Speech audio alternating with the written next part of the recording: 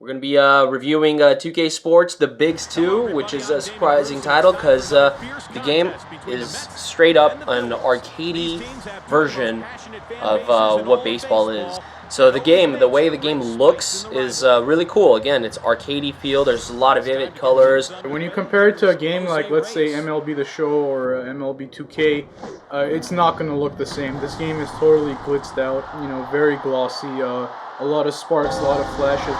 It connects with what the game's trying to do. Basically, there's a couple modes. It's a regular pickup game, so you just go right into a standard, either 5-inning, which is their standard, 7-inning, or 9-inning. There's a lot of things that they've embedded into the game that make the game pretty fantastic. Depending on how many points you're scoring and all that stuff, they reward you with, either the big heat, the big slam, the big blast. Right. You go into duels with each other. So depending on, if you're the pitcher or the hitter, there's all these mini games that you go through together. And then if you do all of them, like if you fill it up all the way, what you could do is this thing called the big slam. First is the big blast. It's a power-up basically, and he can knock it out of the park much easier.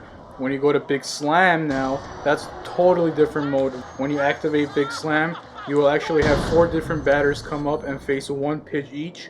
The point of that is if there's no one on base, your first 3 batters, by making contact with the ball, will load the bases. And then your 4th batter will come in and have the opportunity to hit a grand slam. So that's a very interesting way to actually give you 4 points immediately, and 4 runs. And they also reward you if you already had your bases loaded. If you already had your bases loaded, you score those 3 additional points as well. There's another mode in the game called Become a Legend, which is really cool. You just go in there, create a generic baseball player. You want to choose if you're a pitcher or batter, and then you eventually, over time, basically what you are is like a beat-up, old-school baseball player, and you're trying to make your comeback. All your stats are at 1 star, and then over time, as you get better and better, you progress. I chose to heighten my pitching skills, over my batting skills. So they let you define all those things, and eventually you just make your way up to the all-star teams, and that's how you become a legend, and everybody remembers you. Then you could take that character and actually embed him into the game itself. It's interesting because they actually banish you to the Mexican leagues initially, so they do a good job of having you start from pretty much nothing and building your player up to what you need. And again, it's the stars, it's fielding, it's catching, it's throwing, it's hitting, it's all the aspects of baseball, and you build your player up to where you want to be. And then there's all these mini games too. Let's say you hit a home run.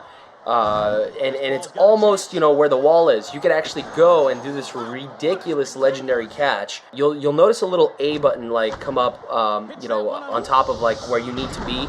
You just go in there, you activate it, and what happens is you get this 4-button sequence that you have to, randomly hit, and if you hit it right on time, you'll do this ridiculous catch. It's pretty hilarious. There's some where it's he catches it under his legs doing the split. There's some where he runs off the wall, catches it without the glove. He catches it right barehanded. Yeah. Thought that was pretty funny. But it's cool. All these things just make the game more fun.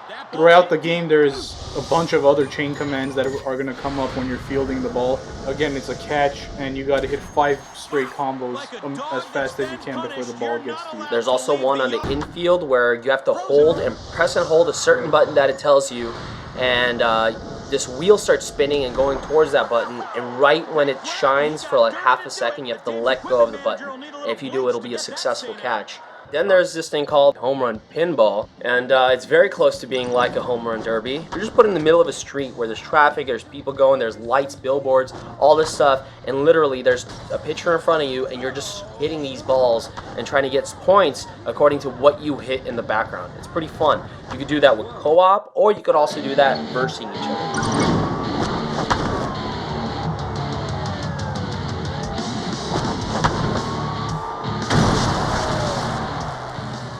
I was initially kind of disappointed that there was no derby, but home run pinball does a pretty good job.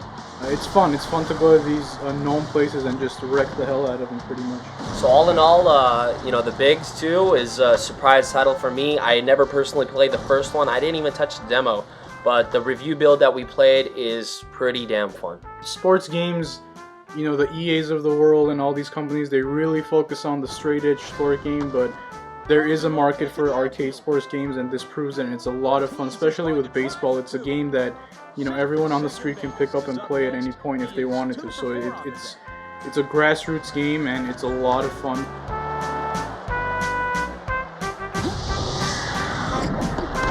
What was that? Down the middle, strike 2.